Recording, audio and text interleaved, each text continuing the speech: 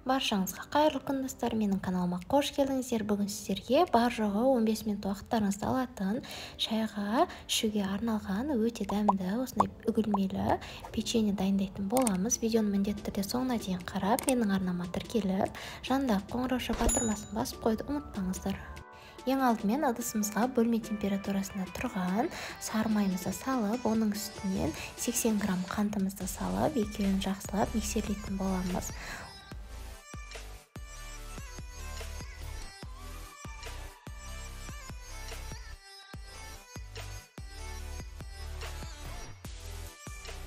Үстінен бір жұмыртқаны жарып салып, кішкене миксерлеп жібереміз де, оның үстінен сұйық майымызды да салып, тағы да бір рет барлығын араластырып миксерлейтін боламыз.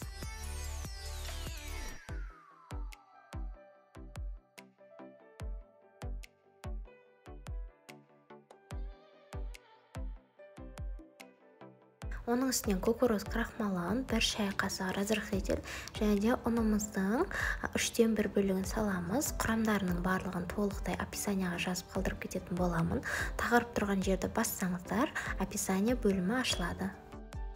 Миксермен бір рет араластырып жібереміз де, оның екінші бөлігін салып, осындай силиконды лопатаның көмегімен жақсылап барлығы біріккенше араластырып, одан кейін үшінші бөлігін салып, ақырында қолдың көмегімен барлығын біріктіре отыра жұмсақ қамыр етіп илеп алатын боламыз.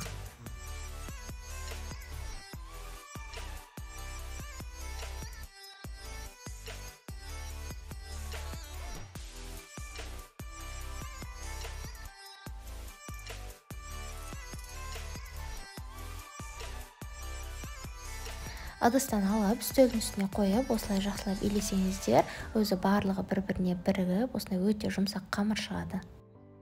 Енді қамырды осылай бөліктерге бөліп аламыз. Мен бөліктерді бірінші осылай қолдың көмегімен жасадым да, одан кейін бір шетін үш бұрыштылау, бір шетін осылай сопақ күйінде қалдырып, әдемі формаға келтіріп алдым. Ол жері менде видеоға түспей қалыпты.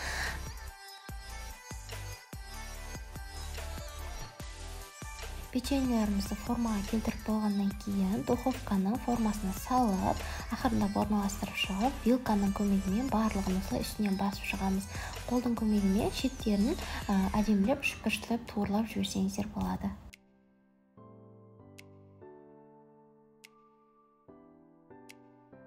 Достар, менің каналымның дамуына өз үлестеріңізді қосып, дәл осы видеома лайк басып, астына өздеріңіздің пікірлеріңізді жаза кетіңіздер, және де WhatsApp желісінде өздеріңіздің достарыңызбен, әртүрлі чаттармен бөлісіп кетулеріңізді сұраймын.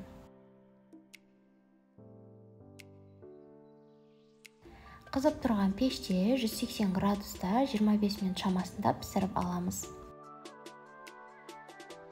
Піскеннен кейін дәл осы күйінде жесеңіздер болады, немесе мен сияқты осы шоколадты ерітіп, бас жағын осылай батырып алып, ақырындап тарелкамызға қойып, мұздатқышта 20-30 минутқа қойып алсаңыздар, қатады да шоколадты өте әдемі дәм беретін болады.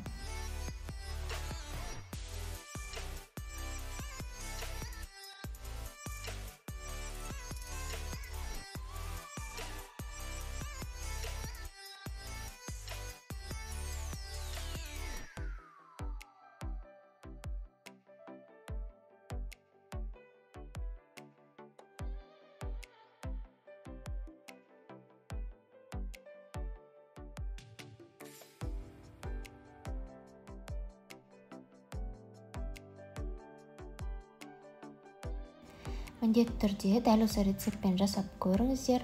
Сіздердің отбасыларыңызға ұнайды деген ойдамын. Сіздермен болған арайлым.